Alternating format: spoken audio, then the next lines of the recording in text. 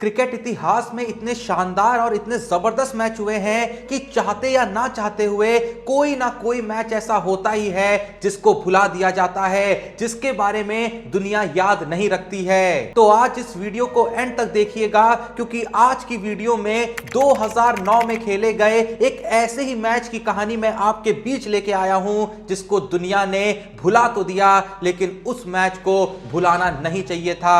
क्योंकि जैसा कि हम आज के समय में देखते हैं कि आज के टाइम पे पार्ट टाइम बॉलर जैसी कोई चीज ही नहीं है। आज के टाइम पे सिर्फ बॉलर्स बॉलिंग करते हैं और बैट्समैन बैटिंग करते हैं, लेकिन ये मैच आपको वापस से ये याद दिला देगा कि किस तरीके से एमएस धोनी ने अपने पार्ट टाइम बॉलर्स को समय समय पे यूज किया था, किस तरीके से गए हुए मैचेस को सिर्फ पार्ट टाइम बॉलर्स का यूज करके उन्होंने अपनी तरफ खींच लिया था। साल था 2009। भारत 4 मैच की ट्राई सीरीज खेलने के लिए श्रीलंका गया था और इस ट्राई सीरीज का हिस्सा थी 3 टीमें, इंडिया, न्यूजीलैंड और श्रीलंका। श्रीलंका और न्यूजीलैंड के बीच खेले गए पहले मैच को जहां श्रीलंका ने 97 रन से जीता, तो वहीं दूसरा मैच जो भारत और न्यूजीलैंड के बीच खेला गया उसे भारत ने 6 विकेट से जीत लिया।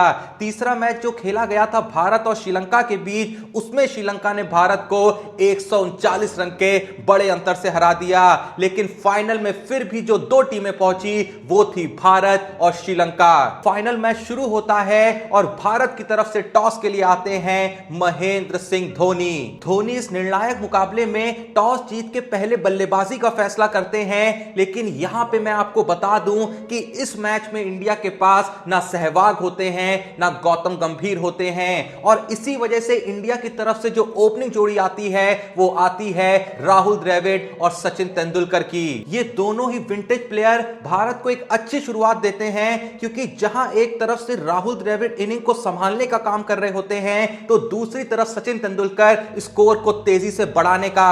भारत को एक जबरदस्त ओपनिंग मिलती है और एक वक्त पे उनका स्कोर होता है 16 ओवर में 84 रन पे 0 विकेट। सचिन जहां 47 बॉल पे अपने 50 को कंप्लीट कर चुके होते हैं, तो दूसरे एंड पे राहुल द्रविड़ 32 रन बना के नॉट आउट खड़े होते हैं। तभी 17वें ओवर की दूसरी बॉल पे जैसी राहुल द्रविड़ एक छक्के का ट्राई करते हैं और वो बॉल सीधे जाके श्रीलंकन फील्डर के हाथों में आने वाली होती है कि वो फील्डर उस बॉल को बाउंड्री के पार फेंक देते हैं। लेकिन 18वें ओवर की दूसरी बॉल पे ही जयसूर्या राहुल द्रविड़ को कैच आउट करा देते हैं और राहुल द्रविड़ 56 बॉल पे 39 रन की एक डिसेंट पारी खेल के पवेलियन लौट जाते हैं। भारत का स्कोर होता है 95 रन पे 1 विकेट। अब वैसे तो यहां पे विराट कोहली को आना था, लेकिन तभी भारत के कप्तान महेंद्र सिंह धोनी अपने आप को प्रमोट करते हैं और फर्स्ट डाउन पे बैटिंग के लिए निकल जाते हैं। वो अपने इस डिसीजन से किसी को भी डिसअपॉइंट नहीं करते हैं और सचिन तेंदुलकर के साथ मिलके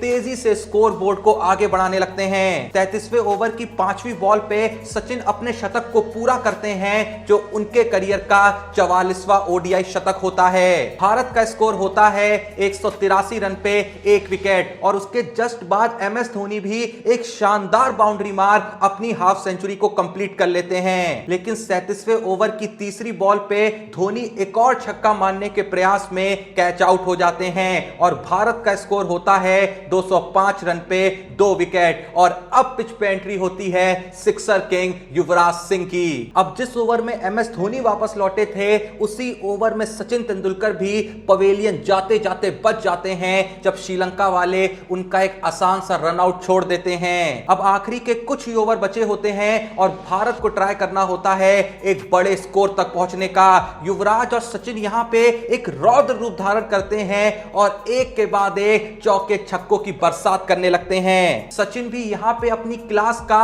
एक बहुत ही भव्य प्रदर्शन दिखाते हैं और एक के बाद एक मेंडिस को रिवर्स स्वीप पे चौके मारे जा रहे होते हैं। लेकिन उसी ओवर में एक और रिवर्स स्वीप मारने के चक्कर में सचिन तेंदुलकर भी एलबीडब्ल्यू आउट हो जाते हैं। सचिन की 138 रन की शानदार पारी के बाद अब पिच पे एंट्री होती है यूसुफ पठान की, लेकिन यूसुफ पठान आते ही 0 पे पवेलियन लौट जाते हैं। लेकिन पिच पे अब भी युवराज सिंह डटे होते हैं। वो एक तरफ से एक के बाद एक लंबे लंबे शॉट्स लगाए जा रहे होते हैं, तो दूसरे तरफ से तभी रैना भी 8 108 रन के स्कोर पे आउट हो जाते हैं। और आपको सुन के शॉक लगेगा कि इस मैच में 7वें नंबर पे जो प्लेयर आता है वो कोई और नहीं, वो होते हैं king of cricket Virat Kohli. मतलब यहां पे अपने आप में ही एक बहुत बड़ा विरोधाभास है कि जो प्लेयर आज के टाइम पे टी20 क्रिकेट का सबसे बड़ा प्लेयर है, वही प्लेयर एक टाइम पे इंडियन टीम का सबसे मामूली हिटर माना जाता था। खैर, विराट कोहली को उस मैच में ज्यादा बैटिंग करने का अवसर तो प्राप्त नहीं होता है, पर दूसरे एंड से युवराज सिंह दोनों के ही रन अकेले बनाए जा रहे होते हैं। इवन इनिंग की लास्ट बॉल पे भी युवराज सिंह एक चौका जड़ते हैं और श्रीलंका के लिए 320 रन का टारगेट सेट कर देते हैं। अब जाहिर सी बात थी कि फाइनल के प्रेशर को देखते हुए 320 रन का टारगेट श्रीलंका के लिए चेस करना बिल्कुल भी आसान नहीं होने वाला था। लेकिन मैं बता दूं कि यह श्रीलंका टीम उस समय की one of the best team में से एक थी। श्रीलंका की इनिंग की पहली ही बॉल पे युवराज सिंह रन आउट करने का प्रयास करते हैं, लेकिन वो रन आउट नहीं होता है। और मैं यहां पे आपको यह भी बताना चाहूंगा कि अगर आपको एक जमाने में इंडिया की फील्डिंग का स्तर देखना है ना, तो इस मैच को बॉल बाय बॉल देख लीजिएगा। आप समझ जाएंगे कि उस टाइम पे जो इंडिया के फील्डर्स थे वो किस इंटेंट के साथ फील्डिंग किया करते थे। आपको पूरे ही मैच में हर सेकेंड सारे इंडियन फील्डर्स बस गिरते पड़ते हुए नजर आएंगे। खैर, जहां हम बात कर रहे थे श्रीलंका की इनिंग की, तो श्रीलंका के दोनों ही सलामी बल्लेबाज दिलशान और जयसूर्या श्रीलंका को ऐसी शुरुआत देते हैं कि समझ में नहीं आ रहा होता है कि वो टी20 खेल रहे हैं या ओडीआई। ये दोनों ही बल्लेबाज 7 ओवर की समाप्ति पे बिना कोई विकेट खोए 59 रन जोड़ देते हैं। पर 8वें ओवर में एंट्री होती है हरभजन सिंह की, और उसी ओवर की चौथी बॉल पे वो भी एक चौका खाते हैं, पर अगली ही बॉल पे दिलशान को बोल्ड मार देते हैं। और भारत की खुशी का ठिकाना नहीं रहता और हरभजन तभी एक धमाका और करते हैं जब 10वें ओवर में नए नए आए जयवर्धने को भी 1 रन पे कॉट एंड बोल्ड करा देते हैं। और श्रीलंका का स्कोर होता है 9.4 ओवर में 76 रन पे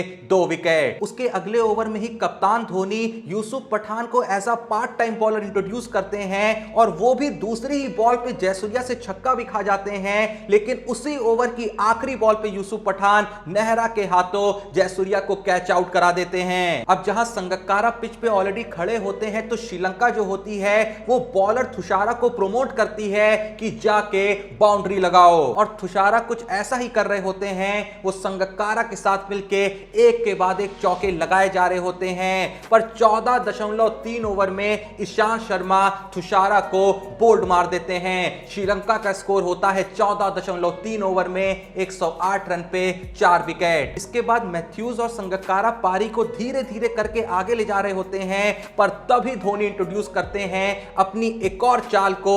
वो लाते हैं बॉलिंग पे युवराज सिंह को, और युवराज सिंह 18वें ओवर की तीसरी बॉल पे मैथ्यूज को रैना के हाथों कैच आउट करा देते हैं। लेकिन भूलिए मत कि अब भी कुमार संगकारा पिच पे टिके होते हैं, और संगकारा का साथ देने आते हैं कडाम्बी और संगकारा काफी देर तक श्रीलंकाई पारी को संभालते हैं। लेकिन संगकारा की जो किस्मत होती है वो काफी खराब होती है, और इसका प्रमाण हमें तब मिलता है जब 27.3 ओवर में आरपी सिंह की फुल टॉस बॉल पे संगकारा का बल्ला हाथ से छूट के विकेट पे जा गिरता है, और इसी तरीके से संगकारा भी वहां से अलविदा ले लेते हैं। श्रीलंका का स्कोर होता है 27.3 ओवर में 182 रन पे 6 विकेट। लेकिन अगर आप ये सोच रहे हैं कि यहां से भारत बहुत ही आसानी से मैच को जीत जाता है, तो ठहरिए, ऐसा कुछ भी नहीं होने वाला। क्योंकि इसके बाद कडाम्बी और कपू गेद्रा एक शानदार पार्टनरशिप करते हैं, और देखते ही देखते काफी ओवर तक सिर्फ चौके और छक्कों की बरसात हो रही होती है। ऐसा लगने लगता है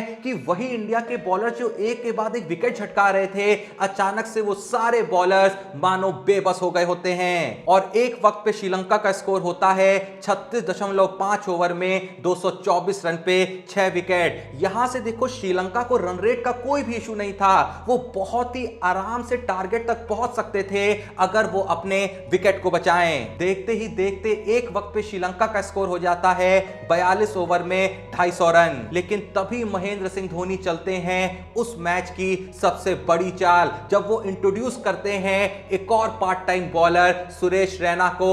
और यहां पे आपको ये याद रखना होगा कि इस समय मैच जो है वो बहुत ही क्रूशियल मोमेंट पे है और आपने शायद कभी भी नहीं देखा होगा कि इतने क्रूशियल मोमेंट पे एक 43वां ओवर एक पार्ट टाइम बॉलर को दिया जाए जिसने उस मैच में अभी तक एक भी ओवर नहीं फेंका था। लेकिन धोनी की ये जो चाल होती है ये खाली नहीं जाती है, क्योंकि आते ही रैना कपूगेद्रा को धोनी के हाथों कॉट बिहाइंड करा देते हैं और इसके बाद श्रीलंका को जरूरत होती है 38 बॉल पे 63 रन की और यहां से शुरू होता है हरभजन सिंह का जादू। आते ही हरभजन सिंह 66 पे खेल रहे कडाम्बी को बोल्ड मार देते हैं तो भज्जी की खुशी का ठिकाना नहीं रहता है। मानो ऐसा लगने लगता है कि भारत जो है वो ऑलमोस्ट मैच को जीत चुका है और आते ही अगली बॉल पे भज्जी मलिंगा को भी कॉट एंड बोल्ड कर देते हैं। अब आखिरी विकेट की फॉर्मेलिटी भी जो बची होती है तो भज्जी अगले ओवर में भी उसको पूरा कर देते हैं जब वो मेंडिस को धोनी के हाथों स्टंप्स करा देते हैं और इसी के साथ भज्जी उस मैच में अपना 5 विकेट हॉल भी कंप्लीट कर लेते हैं। भारत वो मैच 46 रन से तो जीतता ही है पर साथ ही साथ उस ट्राई सीरीज को भी जीत जाता है। अब जाहिर सी बात है कि चाहे सचिन तेंदुलकर कह लें या चाहे हरभजन सिंह कह लें, दोनों ने ही इस मैच की जीत में काफी बड़ा योगदान दिया था, लेकिन उसके बावजूद भी इस मैच को इसलिए याद किया जाता है कि किस तरीके से एमएस धोनी ने युवराज सिंह, यूसुफ पठान और सुरेश रैना को बॉलिंग में यूज किया था। खैर, जो भी ये वीडियो देख रहा है, क्या आपको ये मैच याद था? कमेंट में जरूर बताइएगा और सेम टाइम पे आपके अनुसार आपको क्या लगता है कि आज के टाइम पे क्या इस तरीके से पार्ट टाइम बॉलर्स का यूज किया जाता है? जो भी आपका इस पे टेक है, जैसा मैंने कहा, कमेंट में अपनी राय जरूर दीजिएगा। वीडियो पसंद आई तो वीडियो को एक लाइक भी जरूर दीजिएगा एंड चैनल को सब्सक्राइब नहीं करा है तो प्लीज थोड़ा सपोर्ट करने के लिए और ऐसी ही जबरदस्त वीडियोस देखने के लिए अभी के अभी चैनल को सब्सक्राइब करिएगा। बाकी मिलते हैं नेक्स्ट वीडियो में, तब तक के लिए जय हिंद, धन्यवाद।